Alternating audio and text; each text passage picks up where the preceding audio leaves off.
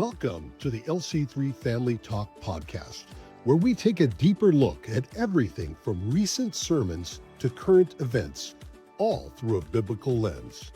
You'll love the guests and stories you'll hear on LC3 Family Talk, where our goal is connection, community, and relationship with God and with one another.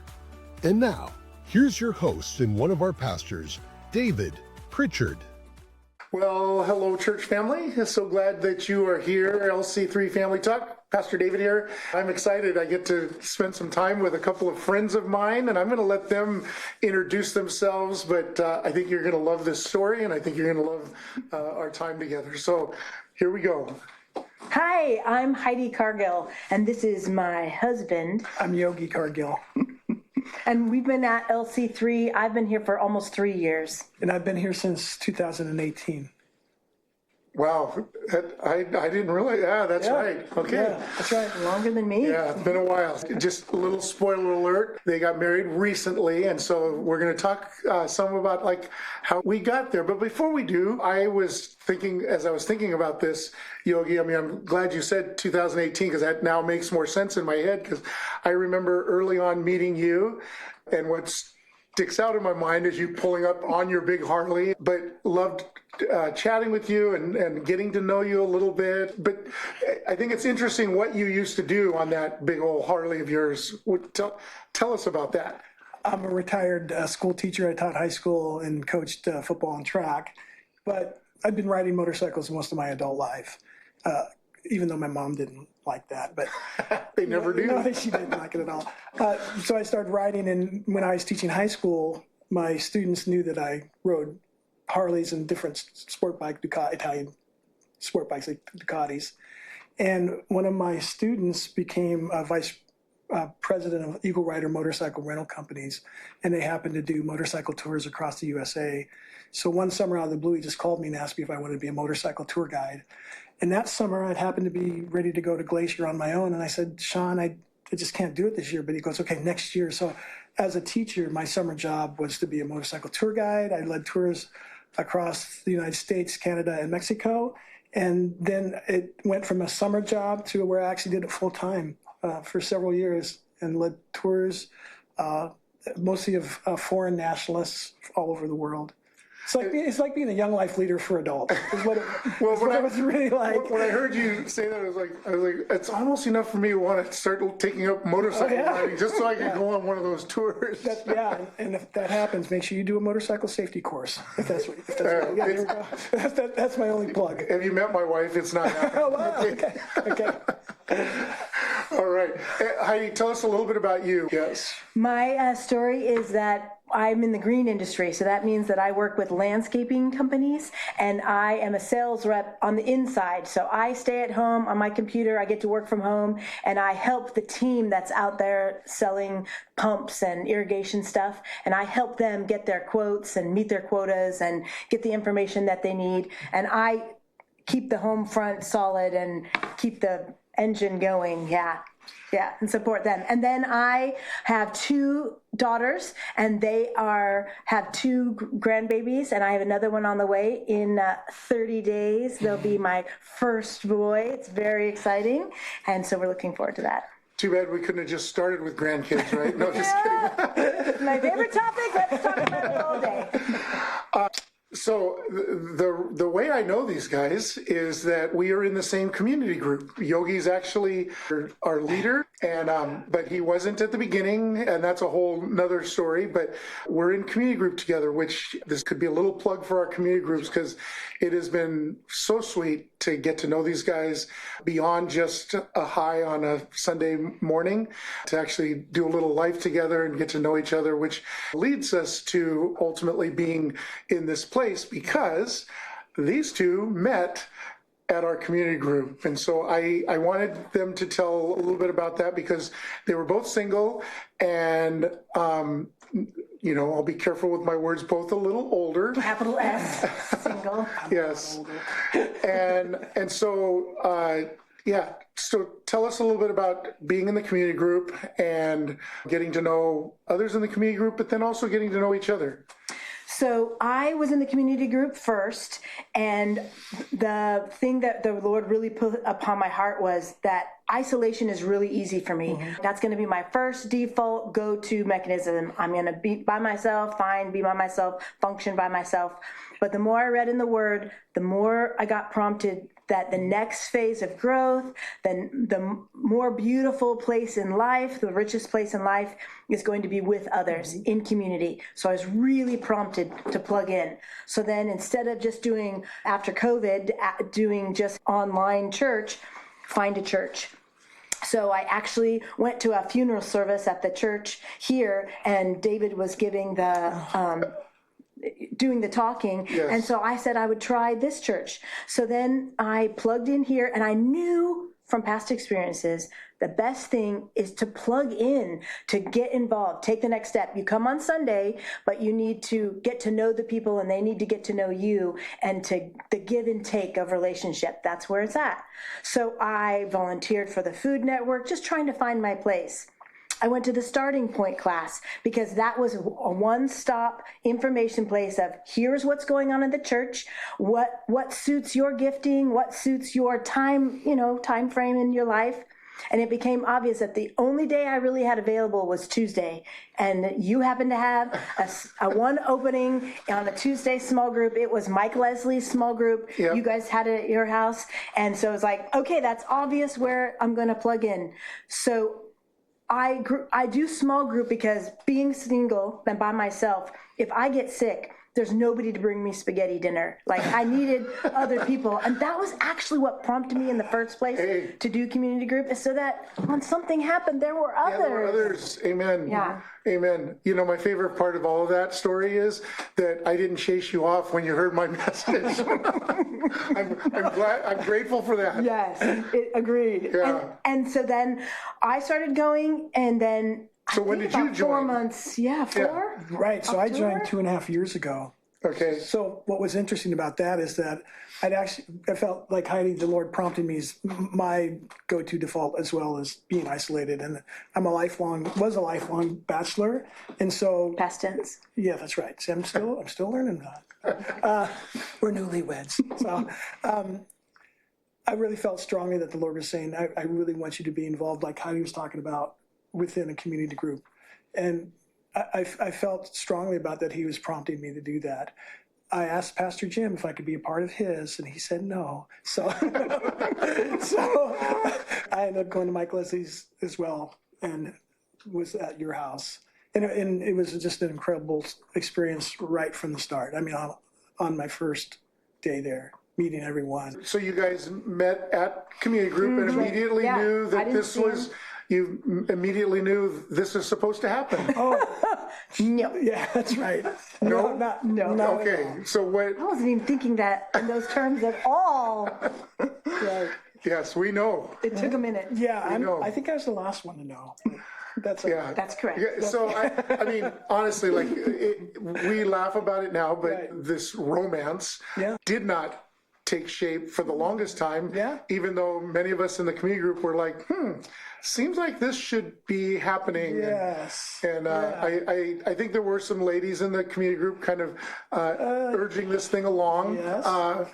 But thankfully, ultimately, you guys did begin to explore what the Lord might have for you. So tell us, how'd the first date finally happen? Let's see here. Quite a ways into it. So what was happening was we were just in small group. And so when you're in small group, you support each other in your daily life. So he was getting his truck worked on, and I was the closest person proximity-wise to where he lived. So he asked if he could have a ride home or ride to get his truck. That was like the very first thing. There's no romance, whatever. We went to dinner afterwards so he could say thank you. Then when I mentioned I went to dinner with him, the other people in the community group was like, well, and I'm like, well, what? I didn't even know. So then that's when my brain started thinking, oh yeah, he's single, I'm single. I don't know what that was. Yeah, I don't know. And then 3 months later, we went out again, and he didn't make any like romantic innuendos, or we didn't talk like that. It was really strictly, he was like being a support system for me for a small group. That's what I felt like. And then, as life would have it, my daughter needed extra support while her husband was deployed. And so I was going to take a leave and go down for 6 months to be with my daughter. And he met with me before I left to pray over the situation and give me support while I was down there. And then while I was down there, he actually became the leader of the small group. So now he's the small group leader, and he's in contact with me regularly as a good leader to say, how you doing? How are things going down there? And as this is happening, my heart's going, whoa, this is so nice. This is so great. He's so sweet. What a sweetie. And so my eyes are slowly opening to, I think there might be something that I feel for him. I can't wait to get back and see if anything happens. No, nothing happens. It was evidently all in my head, but it's okay. That's not like that's the first time it hasn't happened like that. It was all in my head, but I want to be his friend. I just want to be supportive of his life and he can help in mine, and we'll just do this road together, single. But as the churning happened and that other people in the small group were asking questions, it turns out that we went out for a date when I got back, months after I got back, but it really wasn't a date but this time I kind of wanted it to be a date. So I kind of wore a nicer dress and I put some perfume on. So it was like. So Yogi, what was that like? She shows up a little more dressed up. Yeah. Yes, it was incredible. Light bulb? Yeah, light bulb moment for sure. It's really interesting because when I first came to the group, some other Kayla, who's a doc, we had 3 doctors in our group, and I kind of felt good about that because if something would have happened, Yeah. I'd be okay. But anyway, being older. But what was interesting is I felt like immediately that it was unfair because these young couples were praying for us. I think you two were praying for us, and so I'm like, it's in some ways just not fair. But anyway, when our first Heidi calls them meetings. She called them meetings. They weren't dates. They were meetings. And our first meeting when she did pick me up with the truck, I go, let's go to Lefty's. It's a nice little drive-in in UP, and we'll get some burgers and shakes. And when we got there, it was just like crazy busy. So I go, let's just go down to the Boathouse 19, which is a nicer restaurant. And she ordered one of the most expensive things on the menu, which was expensive. It was great. It was awesome. And then, yeah, but really for me, I think the significance with Heidi especially, but Allie as well, who was in our community group too, is that there was an opportunity for people to share testimonies. And these 2 young ladies shared theirs, and it just had an incredible impact on me. I just feeling that I could share my story as well. And part of my story is just when I was younger, had some identity issue things going on in my life. And when I met Christ at 19, those things still exist in my life. And obviously it had an impact of who I was and, what I was about as a person. But yes, as a lifelong bachelor and being some time before I'd really dated and being on that scene. So maybe the meetings that we were calling meetings were a good thing. But yes, that day when we finally went out and she was beautiful and had her hair, I always like her hair, but she had her hair nice and it was awesome.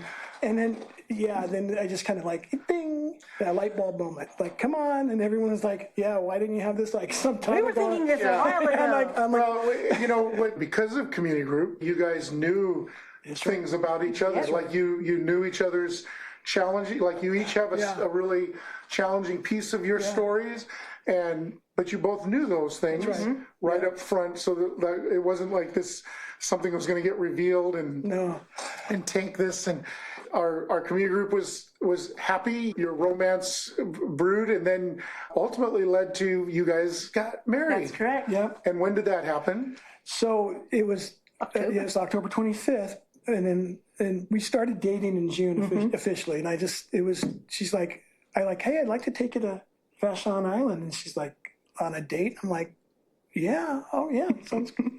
Yeah, it's a date. So then it went really quick, and then I love Heidi because she doesn't mince words. She kind of lets you know what's going on. She said, "I'm not getting any younger. And you're older than me. What are we doing?" You know, I'm like, okay. So you've been married Yeah. 5 or 6 months, That's right correct. in that ballpark, right? And like the rest of us, it's been pure bliss, happily ever after, correct? Am I under oath? No, it's been wonderful, but there's been hard moments as well. What's something that's been maybe surprising or challenging in these first several months of marriage? So the long established patterns, I think he did a wonderful job I moved into his home, which can be a challenge in that, he has to He already has a plan. Yes. Yeah, so it was, and I have a bunch of stuff and he has a bunch of stuff and we had to mesh it. So that just the logistics of getting us to fit together in the home, being patient while I moved the toaster oven 3 or 4 times because I don't know where it belongs. He's had the toaster oven there, the same place, right? So it's like, that's a challenge, but he did great. He just morphed with it and went with it. The more challenging things came for the budget, the way we did the budget differently. Did we even have a budget? We separately didn't have our own budget because it's just we're accountable to ourselves. Now we must come together and be accountable to each other. And that was a new concept and a new habit. When we went to go use the card, we have to think differently now. How about for you, Yogi? Well, I was a lifelong bachelor, so I'll break the news to you. I'm 64, so all my life I've been a bachelor. I've been engaged a few times. Never been married. Never been married though. So for me, going from being a lifelong bachelor to now all of a sudden there's this beautiful young lady next to me was obviously, and that was, for me, that was the other thing too. It's like after a couple of months, I'm like, this lady's still in my bed. Who's this lady? Is she still here? What's going on here? And I have a Labrador, Sam, and Sam's like, but Sam loves Heidi, so that's the easy part. And he's like, both of us like, is this person still here? Yeah, it's different. Yeah, it's different. So for me, I think, and this is why I think I feel like the Lord has orchestrated everything about our relationship. Correct. Oh, I have to interject because I think absolutely the Lord has orchestrated this. I can be church family. I can be kind of the third party that can attest to the fact that this was all innocently going on because you went to Merge. Yes. As a 60-year-old single, went to Merge, which By himself. for those that don't know, Merge is our ministry for pre-marriage, seriously dating, or people interested in what marriage might look like. And as a 60-plus-year-old, you came to that by yourself. Yes. And No, we weren't dating. No, we weren't going out. I feel like the Lord was just putting on my heart and prompting me to go to Merge. But before that, he wanted me to become a member, and me and membership, I'm still working that out, but I'm glad I've done that. So there's some like, why am I doing this? when you asked me, Yeah, you said, that's right. I'm thinking about doing this. I don't know if it makes any sense. Yeah, I'm a single guy. I haven't dated in probably maybe 15 years. It's been a long time. I kind of lose track. But yeah, why am I going? And I just felt like the Lord was saying, because I want you to be there. The Lord's hand was kind of weaving through this, which is really cool to look back on. So marriage has not been without its challenges, but it's also been, I hear you guys talk about how fun it's been as well. So I don't want to end on the challenges. Tell us what's been your favorite or one of your favorite things about being married. Some of the just daily things are so great. Having dinner, somebody to have dinner with. On Sundays, I like to run errands, but I always did it by myself. It is so much fun to have somebody to enjoy it with. I'm just crossing the bridge and enjoying something beautiful that I see, and I can enjoy it with him. Such a gift. I believe with all my heart that Yogi is my gift from Jesus. Yes. Yeah, and I feel the same too. And for me, I think just being, isolated, certainly we all experienced that. And just as far as, I felt like, here's the thing about how I felt. I felt like the Lord always wanted me to be married and always wanted to, just life circumstances just turned out to be that I really never was. So I didn't imagine that I would be in 63 years old and going to Merge for whatever reason, it's like, good. I'm here. That takes a lot of courage to do that. In the grand scheme of things, sure, it's not, you're not like putting your life at risk. Right. But there are times that the Lord asks us to do things. That's right. And it's uncomfortable. And it's like, oh, really, Lord? Like, And you don't understand. It No. doesn't actually make clear sense. no. He's not, yeah. And But your obedience, yeah, that's what I felt like. step in the right He direction. really wanted me to walk in that Yeah. way. And Heidi, thanks a lot. You're not supposed to make us cry on this Yeah, I'm gonna, podcast. well, just so It's you supposed to be a know, non-crying podcast. I'm the crier. It's good stuff. I'm the crier of the But you know, when I hear all of that, like one of the things in Merge we do is we show a word cloud. Which, for those that aren't familiar with word clouds, you know, in a word cloud, people answer a question. They take everybody's answer, and whatever answers had the most get bigger on the word cloud. And you know, when they talked about what was most important to a healthy marriage, you know, what the biggest word on that entire word cloud was companionship, and you know, which is again what you just were leaning into there. So I love that. Because there was a point in my life that I did not think that would happen, that the door was closed for that. Yeah. So it's even more beautiful now to think that. I need to interject this here because there's a chance that we have some single folks listening that are going, great, I don't have that. And I always want to be sensitive to that because, you know, I mean, Yogi, you lived that. I did. For 60 plus years. And I felt like I'd been called into marriage. It's a calling from God, and it's a real gift. And one thing that I can say about Heidi, like one of the things that I'm really excited about and what I've experienced is that she knows who I am.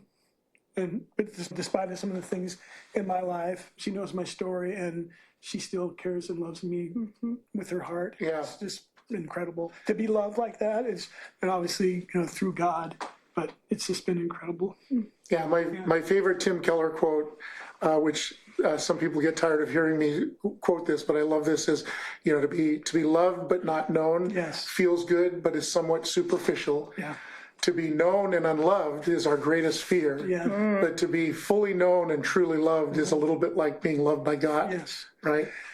But I do want to just say, you know, if you are listening or watching and you are single and feeling lonely, and just know that we want to be sensitive to that, and we see you, and we want to come alongside you. I would for sure say what Heidi said earlier, which is get into community. That's right. I'm not saying like that's a simple solution. It fixes it all, because it doesn't. Like the heart piece of this is hard for me as a person who's been married for 40 plus years to understand.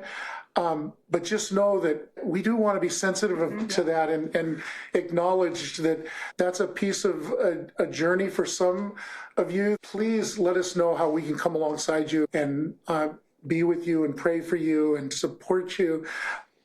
Please consider jumping into community. And for sure, we're not saying, because someday you'll end up like this, you know, possibly, like that'd be great. But at the very least, that companionship in a community sense, you can find that in that regards. Traveling together. And that's I think the one thing for me, and I don't want to speak for Heidi, but being loved, being accepted, being heard through community is part of the way God created us. Yeah. Being in His image and being image bearers within that relationship. And so for me, it was just kind of like I feel like God was doing a lot of things in my life to get me ready for Heidi, including, you know, having a very sensitive Labrador.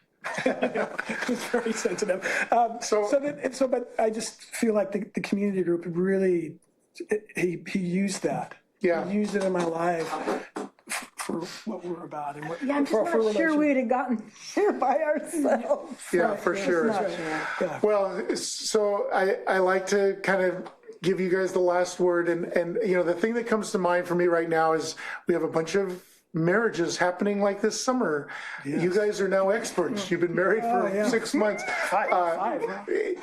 Any last thoughts you might have? It doesn't have to be for them. Just any last thoughts you have about this whole conversation about marriage?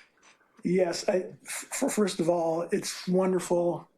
And yeah, there are the challenges of it. And not to make excuses, but just yeah, be yourself, be available. I always say and feel like Jesus said, my sheep hear my voice and they follow me. And just to follow Christ in the relationship and in that relationship and follow him. I feel like God always has his purposes. And his purposes for us, I don't know what they are.